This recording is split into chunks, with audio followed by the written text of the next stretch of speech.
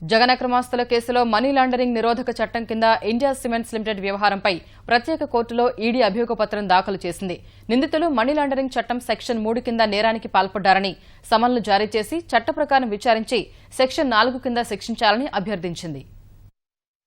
జగన్ అక్రమాస్తుల కేసులో భాగంగా money laundering నిరోధక చట్టం కింద ఇండియా సిమెంట్స్ లిమిటెడ్కు సంబంధించిన వ్యవహారాలపై ఎన్ఫోర్స్మెంట్ డైరెక్టరేట్ శుక్రవారం సీబీఐ ప్రధాన కోర్టులో అభియోగ పత్రం దాఖలు చేసింది.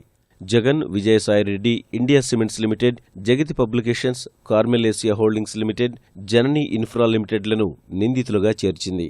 కడప జిల్లా చౌడూరులో 2.61 ఎకరాల లీజు పొడిగింపు, కాగ్నా, కృష్ణా జలాల కేటాయింపుల్లో వైఎస్ ప్రభుత్వం ఉదారంగా వ్యవహరించడంతో ఇండియా సిమెంట్స్పై సీబీఐ దాఖలు చేసిన అభియోగ పత్రం ఆధారంగా ఈడీ దర్యాప్తు చేపట్టి మనీ లాండరింగ్ వ్యవహారాలపై అభియోగ పత్రం దాఖలు చేసింది.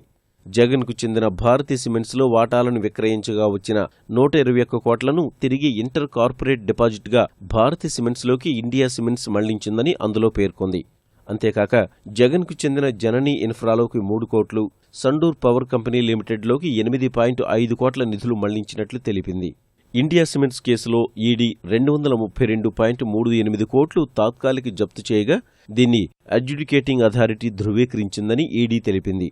జప్తు చేసిన వాటిలో జననీ ఇన్ఫ్రాకు చెందిన స్థలాలు, ఇండియా సిమెంట్స్ ఫిక్స్డ్ డిపాజిట్లు వాటాలు ఉన్నాయి. సీబీఐ నమోదు చేసిన కేసులో ఇండియా సిమెంట్స్ ఎండీ శ్రీనివాసన్పై కేసును హైకోర్టు కొట్టివేస్తూ ఇటీవల తీర్పు వెలువరించింది.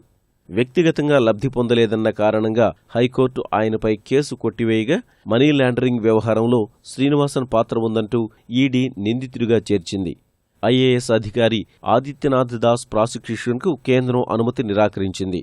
నీటి కేటాయింపులో పాత్ర ఉందంటూ ఆదిత్యనాథ్ దాస్ను నిందితుడిగా చేర్చింది.